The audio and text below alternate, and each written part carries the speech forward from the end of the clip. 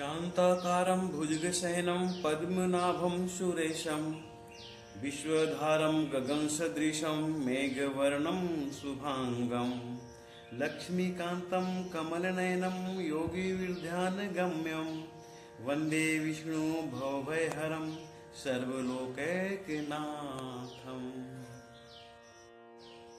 जय श्री राम। पिछली बार हमने देखा था कि भरत के अंदर भ्राता प्रेम इतनी अधिक उफान ले रही है कि वो कुछ दिनों पहले से ही बेचैन दिख रहे थे और तुरंत जो ही उनके ननिहाल में अयोध्या से दूत पहुंचता है, वो भरत अयोध्या के लिए तुरंत वापस लौटते हैं। भरत ही एक ऐसा भाई हैं जिनके मन में 24 आवर्स 24 घंटे भ्राता प्रेम निवास करता है। तभी तो श्री राम ने एक प्रसंग में कहा है कि भाई हो तो भरत जैसा। इतना ही नहीं, उन्होंने हनुमान को भी प्रेम दिखाते हुए कहा है कि तुम मम प्रिय भरत ही सम भाई। जितना प्यारा मेरा भरत है मेरे लिए, उतना ही प्यारा तुम भी हो। भरत से तुलना किया उन्होंने। इसका कारण यही है कि भरत के हर पल मन में अपने बड़े भाई श्री राम का तस्वीर अंकित रहता है। अगर आप किसी से सच्चे रूप में प्रेम करते हैं तो अगर उसका नाम आप अपने मन में ले लो तो निश्चित रूप से उसका तस्वीर आपके मन में आ जाएगा। आप भाई से, बहन से, पत्नी से, माता से, पिता से, गुरु से, प्रेमिका से, प्रेमी से, जिससे आप प्रेम करते हैं, अगर उसका नाम केवल आप ले लो, आप करके देख लीजिए, केवल नाम मात्र लेने से उसकी छवि आपके दिमाग में आ जाएगी। ये प्रमाणित करता है कि आपके अंदर उसके प्रति सच्चा प्रेम है। भरत के साथ यही है। दूत के वहां पहुंचने से पहले ही वो बेचैन है, तरह तरह के बुरे सपने देख रहे थे। आज जो ही दूत वहां पहुंचता है तो फौरन अयोध्या के लिए लौटते हैं। कुछ लोग आज के डेट में कहते हैं कि रामायण, महाभारत, गीता पढ़ने से क्या फायदा, आउटडेटेड हो गया है। ना तो आज कोई भरत वैसा है, ना तो आज कोई राम वैसा है, ना तो कोई राजा दशरथ के जैसा है, और ना ही कोई सीता बहू। मैं कहता हूं ऐसे लोगों से कि जो ये कहते हैं कि रामायण, गीता, महाभारत आउटडेटेड हो गए हैं, उनसे बड़ा भक्ति वाला कोई नहीं है। जी हाँ, मैं सही कह रहा हूं। उनके अंदर सच्ची में बहुत भक्ति है, तो विचलित इसीलिए हो गए हैं कि उनको ये पता नहीं है कि रामायण, महाभारत के हर एक पंक्ति से हमें संस्कार मिलती है। और आज के समय में हम अपने संस्कार से इतना दूर होते जा रहे हैं कि एक पिता पुत्र को नहीं पहचानता, पुत्र पिता को वैल्यू नहीं देता, पति अपने पत्नी को वैल्यू नहीं देता, संस्कारहीनता के कारण। अब मैं आपसे यहाँ पर पूछता हूँ कि अगर आपके या मेरे किसी के एक पैर टूट जाए तभी हमें डंडे की आवश्यकता होती है। तो हमें डंडे की आवश्यकता कब पड़ती है? जब हम चलने से असमर्थ होते हैं।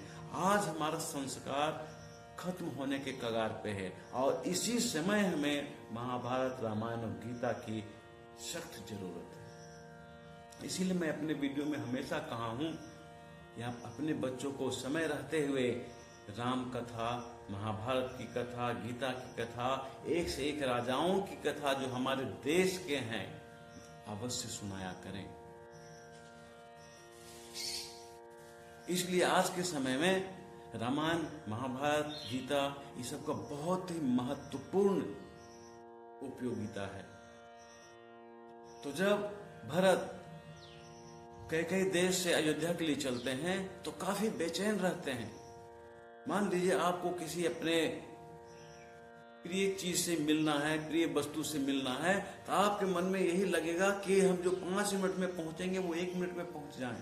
भरत के साथ यही बातें थी। यही कारण था कि दूत, अयोध्या से जो दूत आया था कई प्रदेश, वो राजगीर होते हुए आया था। लेकिन इस बार जब वो लौट रहा है भरत को साथ में लेकर, तो राजगीर से होके नहीं जा रहा है, वो दूसरे रास्तों से जा रहा है जो बिल्कुल शॉर्टकट है। फिर भी रथ यात्रा में तो टाइम लगता ही है। तो आइए हम देखते हैं कि भरत किन किन पड़ाव को पार करते हुए, किन किन गांव को, किन किन शहर को, किन किन जंगलों को, नदियों को पार करते हुए अयोध्या पहुंचे थे। अब बने रहिए हमारे साथ। तो जब भरत कैकेयी प्रदेश से चलना शुरू किए तो यात्रा में सबसे पहले उन्हें सुदामा नदी मिला। सुदामा नदी को प्रणाम करने के बाद वो हस्त्रादिनी नदी को पार किए।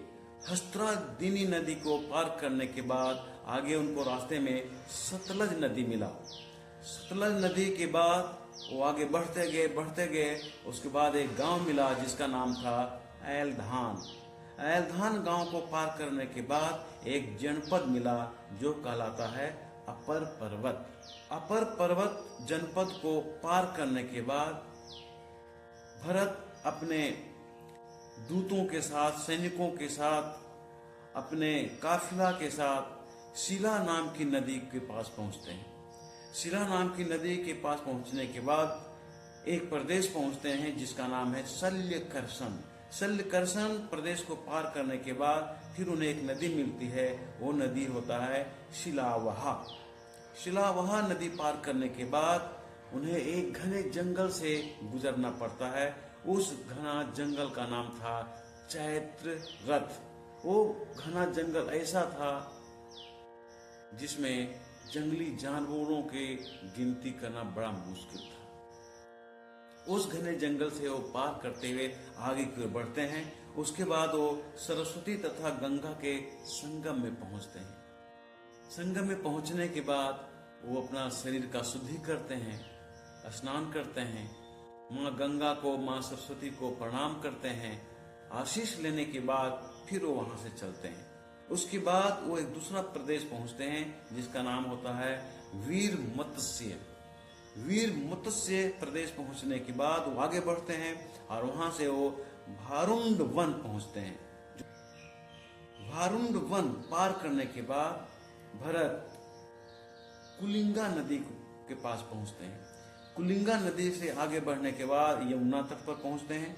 यमुना तट पर थोड़ा सा विश्राम लेते हैं। वहां से फिर वो आगे बढ़ते हैं और एक गांव के पास से गुजरते हैं। उस गांव का नाम होता है अंशुधान। अंशुधान गांव के बगल से वो आगे बढ़ते हुए एक नगर पहुंचते हैं और उस नगर का नाम है प्रागवट। प्रागवट नगर को पार करने के बाद फिर उन्हें गंगा नदी को पार करना पड़ता है। गंगा नदी को पार करने के बाद उन्हें फिर एक दूसरी नदी को पार करना पड़ता है जिसका नाम है कुटी कोष्टिका। कुटी कोष्टिका नदी पार करने के बाद वो धर्मवर्धन पहुंचते हैं और धर्मवर्धन पहुंचने के बाद एक गांव मिलता है जिसका नाम है तोरन। उस तोरन गांव के बगल से वो आगे की ओर बढ़ते हैं और तेजी से आगे बढ़ते हुए जम्बू प्रस्थ गांव पहुंचते हैं। जम्बू प्रस्थ गांव पहुंचने के बाद वो वरुण नामक स्थान में पहुंचते हैं और वरुण नामक स्थान को प्राप्त करने के बाद उज्जीहाना नगर के एक बगीचा में पहुंचते हैं और वहां से वो सर्वतीर्थ गांव पहुंचते हैं। सर्वतीर्थ गांव पहुंचने के बाद वो एक नदी के पास पहुंचते हैं जिस नदी का नाम था उत्तानिका। उत्तानिका नदी पार करने के बाद वो फिर एक गांव में पहुंचते हैं। उस गांव का नाम था हस्तिपृष्ठ। हस्तिपृष्ठ गांव को पार करने के बाद फिर उन्हें एक नदी मिलती है और वो नदी का नाम था कूटिका। कूटिका नदी पार करने के बाद वो फिर एक गांव से गुजरते हैं और उस गांव का नाम है लोहित्य। लोहित्य गांव पार करने के बाद फिर उन्हें एक नदी पार करना पड़ता है जिस नदी का नाम था कपिवती। और कपिवती नदी पार करने के बाद एकसाल नगर के पास स्थानुमति नदी पार करने के बाद भरत कलिंग नगर के पास सालवन पहुंचते हैं। सालवन पहुंचने के बाद वो अयोध्या के लिए चल पड़ते हैं। इस प्रकार भरत राजा मनु के द्वारा बसाया हुआ अयोध्या नगरी को पहुंचते हैं। तो अपने ननिहाल कैकेयी प्रदेश से अयोध्या पहुंचने में इस प्रकार उन्हें 8 दिन लगता है। 8वां दिन वो शाम के समय में अयोध्या पहुंचते हैं।